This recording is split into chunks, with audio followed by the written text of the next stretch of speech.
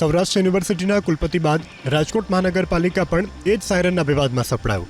મહાનગરપાલિકાના દંડક મનીષ રાડિયાએ મહાનગરપાલિકાએ સાયરન સાથેની કાર આપવામાં આવી.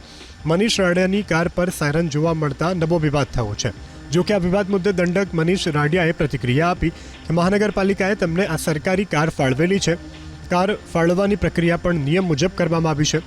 એટલું જ નહીં, મહાનગરપાલિકાના અન્ય મુખ્ય હોદ્દેદારોને પણ આ જ પ્રકારે કારની ફાળવણી કરવામાં આવી રહી છે. જે કાંઈ ગાડી આવી છે મને એ કોર્પોરેશને ઇસ્યુ કરેલી છે. સાયરન બાબતે કે કાંઈ જે ગાડી આવી છે એ હું વાપરું છું સરકારી, અને એ માનનીય કમિશનરના હુકમથી આવી, નિયમ પ્રમાણે જ પ્રક્રિયા થઈ હોવી જોઈએ.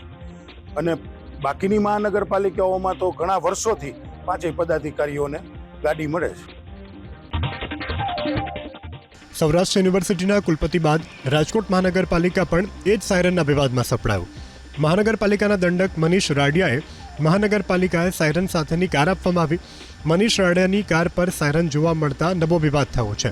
જો કે આ વિવાદ મુદ્દે દંડક મનીષ રાડિયાએ પ્રતિક્રિયા આપી કે મહાનગરપાલિકાએ તેમને આ સરકારી કાર ફાળવેલી છે.